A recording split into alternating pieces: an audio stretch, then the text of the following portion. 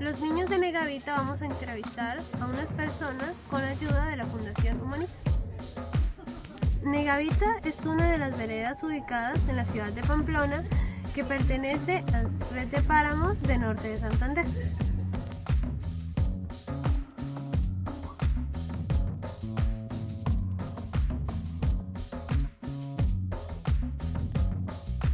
Hola amigos de Humanitos, mi nombre es Germán Primera, estudié Ciencias Políticas en la Universidad Nacional de Colombia.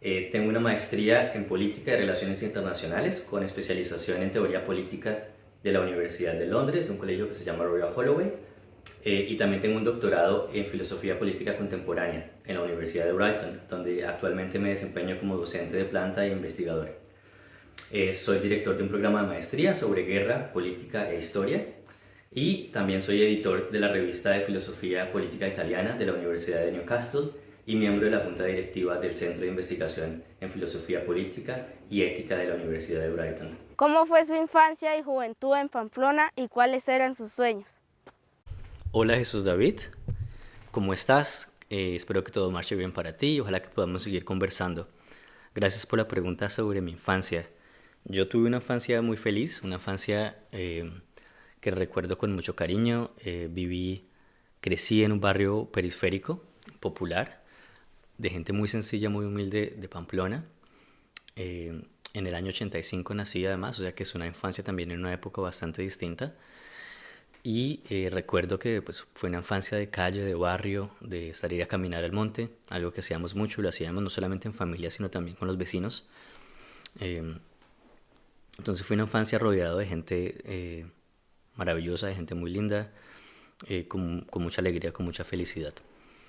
Y en cuanto a mis sueños, yo tuve muchos sueños de niño, pero recuerdo en particular que quería ser médico, que quería estudiar medicina y quería hacerlo en Cuba.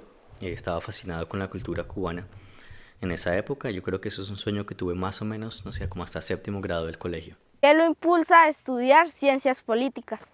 Yo creo que más o menos por allá como en octavo grado me empecé a interesar por las ciencias humanas, por las ciencias sociales y hacía parte de dos proyectos distintos en esa época. Uno era Camaleón, que era un proyecto de escritores jóvenes de periodismo, y el otro era la Asociación Nacional de Estudiantes de Secundaria. Y recuerdo que en octavo, más o menos, fui, no sé cómo me dejaron ir, pero fui a un congreso de estudiantes en Bogotá, y creo que ese fue el evento un poco que me empujó a pensar con seriedad sobre las ciencias políticas. Me empecé a interesar en las políticas públicas de juventud, en temas de educación, y yo creo que más o menos desde esa época tuve claro que quería estudiar ciencias políticas. Cuando terminé el colegio, por ejemplo, creo que fue la única carrera a la que apliqué ciencias políticas. Estaba pensando en filosofía y en derecho también, pero creo que ya en 11 grado tenía muy claro que lo que quería estudiar era ciencias políticas en la Universidad Nacional. ¿De qué se tratan las ciencias políticas? Hola Jamie, hola Luz. Bueno, ¿de qué se tratan las ciencias políticas? De manera muy general, se tratan del estudio del Estado, del funcionamiento del Estado, de las relaciones entre Estados, las relaciones internacionales y también de las relaciones entre el Estado y la sociedad civil. Y algo que me gusta mucho de las ciencias políticas y es que estudian el poder, cómo funciona el poder, qué es el poder. Y eso yo creo que es lo que me entusiasma de esta disciplina, el estudio del poder. ¿Cómo se ganó las becas para estudiar en Londres? Yo siempre he tenido un enfoque bastante pragmático, es decir, primero busco información, cuáles son las becas que hay disponibles para estudiar. Yo tuve 3 becas para hacer mi maestría y una beca para hacer mi doctorado, 2 becas de Colombia y 2 becas de Inglaterra. Y realmente lo que hice fue informarme primero que todo, prepararme, pensar bien en los tiempos, por ejemplo, y enfocarme en los requisitos que no cumplía, trabajar sobre ello para que tuviera una aplicación más sólida. Yo creo que con las becas lo importante siempre es recordar que uno puede aplicar, que no hay absolutamente nada que nos detenga a aplicar y que aplicar, además del tiempo que uno gasta, realmente no es muy costoso. Y hay que intentarlo y volver a intentarlo siempre. Nos gustaría saber cuál fue su impacto de sus experiencias. Estos 16 años de vida por fuera han tenido un impacto muy grande en mi vida personal y social. Es difícil resumir, pero bueno, dos cosas que podría contar es que de una parte, aunque parece cliché, estas experiencias le ayudan a uno a entender un poco más el mundo. Y de otra parte, aunque sea paradójico, también nos ayudan a entendernos a nosotros mismos y a nuestra propia cultura, a nuestra propia sociedad. Creo que cuando uno sale y tiene esa distancia con el país puede desnaturalizar cosas que parecen naturales para nosotros, cosas que asumimos como naturales. Es esa distancia la que nos permite un poco interrogar esas prácticas culturales que tomamos como parte de nuestra cotidianidad.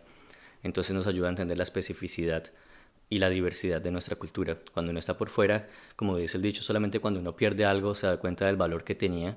Yo creo que pasa algo muy parecido cuando uno viaja también, que uno empieza como a valorar un poco más las cosas que uno tiene en Colombia y que uno da por hecho en Colombia. Y como digo, son cosas buenas y cosas malas, pero salir de pronto nos ayuda a entender que esas cosas buenas y malas no son naturales, sino son parte de nuestra especificidad como colombianos. ¿Fue fácil adaptarse a las culturas e idiomas? ¿Qué diferencias hay entre las culturas colombianas y las que conoce? Hola Jamie, hola Adrián. Acá les dejo unas imágenes de la universidad donde estudié y de la universidad donde trabajo actualmente, mientras les cuento.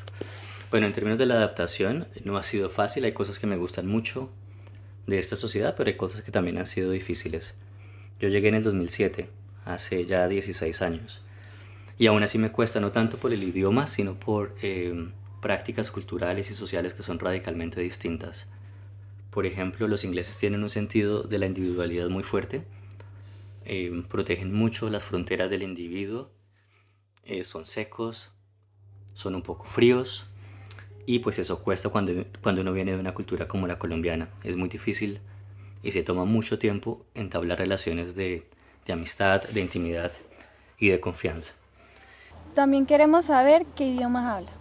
Bueno, y en cuanto a los idiomas que hablo, pues primero el inglés porque pues llevo acá mucho tiempo ya y es la lengua en la que me desempeño laboralmente.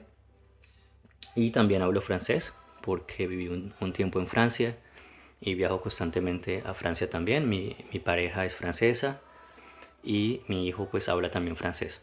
O sea que es una lengua en la que siempre me estoy comunicando.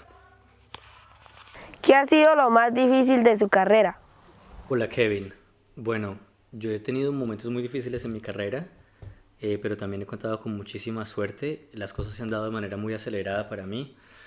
Y recuerdo tal vez uno o dos momentos agobiantes. Uno, cuando había terminado mi postdoctorado y tenía un contrato laboral muy precario, era un contrato como profesor ocasional, es decir, que no tenía certeza sobre mi futuro, no tenía certeza sobre mi sueldo en vacaciones, por ejemplo. Y recuerdo que fueron más o menos como 2 años donde estaba haciendo aplicaciones para trabajos más estables. Y bueno, pues apliqué a muchísimas partes.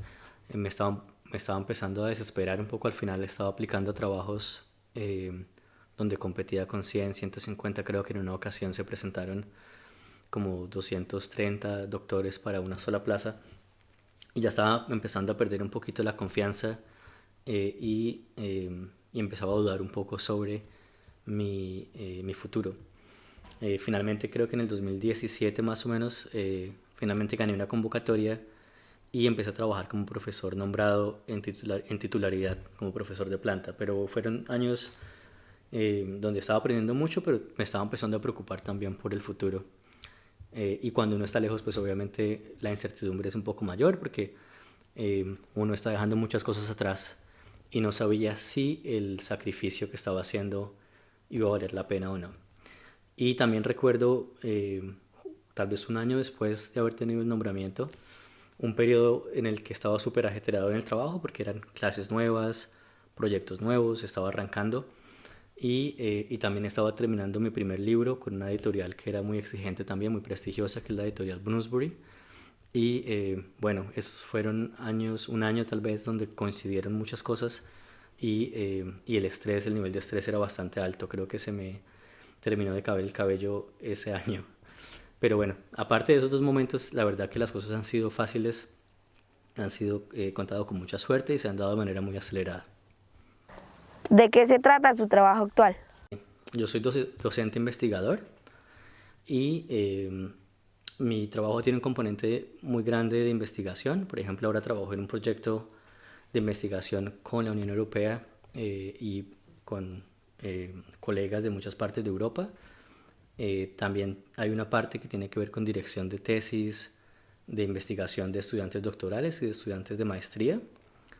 Hay una parte docente, es decir, enseño clase en varios programas de pregrado y en varios programas de maestría. Y además de eso estoy dirigiendo un programa de maestría, o sea que es una parte un poco más administrativa también de lo que hago. Y cuando tengo tiempo trato de escribir y de publicar lo que escribo. Ahora mismo estoy trabajando en un nuevo libro, tengo un contrato con la editorial de la Universidad de Edimburgo en Escocia para publicar un nuevo libro. Entonces, bueno, cuando tengo tiempo trabajo en eso también. Pero bueno, mi trabajo es esencialmente enseñar. ¿Qué es lo mejor y lo más difícil de su trabajo? Queremos saber desde su trabajo qué le aporta a la sociedad. Hola Erika, bueno, lo mejor y lo más difícil de mi trabajo. Lo mejor creo que ha sido, bueno, dos cosas. De una parte es el contacto con los estudiantes, que me gusta muchísimo. Siempre me nutro mucho de la energía de los estudiantes. Lo disfruto demasiado en todas las etapas de la formación, desde el pregrado hasta el doctorado, con los estudiantes con los que trabajo. Siempre trato de absorber la capacidad crítica de ellos y me gusta mucho esa parte. Y otra cosa que disfruto también es viajar. Me gusta mucho viajar y con el trabajo he podido ir a lugares a los que tal vez no hubiera podido ir de otra manera. Estuve en varios continentes, he estado en Nueva York, en Buenos Aires, en muchas partes de Europa, como conferencista o como profesor invitado. Y eso pues me gusta mucho. Y lo que menos me gusta es tal vez la parte burocrática, la parte del papeleo, la parte administrativa, detrás de la preparación de las clases y también la comunicación con la universidad hay muchos trámites y esos trámites algunas veces son agobiantes realmente. Entonces esa es la parte que menos me gusta de mi trabajo. ¿Qué extraña de Colombia? ¿Le gustaría volver a Pamplona? Hola Claret. Es una pregunta difícil. Yo no sé cómo empezar. Yo extraño muchísimo Colombia. ¿Qué extrañarías tú si tú estuvieras por fuera? Si algún día viajas, ¿qué crees que vas a extrañar del país? En mi caso, yo creo que además de las cosas obvias que uno extraña, como la comida, los amigos, la familia, por supuesto, el clima, que se extraña mucho, sobre todo en invierno, yo extraño de Colombia el sentido de comunidad, el sentido de colectividad, esa forma y esas formas de ser que son bastante cálidas, la alegría frente a la adversidad. Extraño la espontaneidad, el hecho de que es una cultura que no está muy aferrada a la planificación.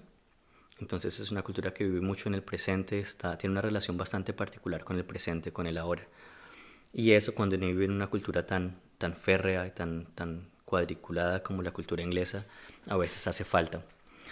Entonces la espontaneidad, el hecho de que siempre hay lugar para la contingencia, y eso por supuesto que esa incertidumbre un poco en dosis pequeñas a veces hace falta. Sobre Pamplona, bueno, Pamplona es una ciudad que yo quiero mucho. No sé si volvería a vivir en Pamplona, pero sé que no podría vivir sin la posibilidad de visitar a Pamplona. Mi familia está en Pamplona, mis amigos están en Pamplona, y entonces es como un eterno retorno para mí. Es una ciudad a la que siempre constantemente voy. La vi muy acabada la última vez que fui. No sé cuál es tu opinión sobre Pamplona en este momento. Me parece que ha cambiado mucho y a veces la desconozco. Pero es una ciudad que quiero demasiado también y que me dio demasiado. ¿Qué consejos le da a los niños de Colombia? Bueno, Claret me hace esta última pregunta sobre los consejos que le puedo dar a la niñez y a la juventud.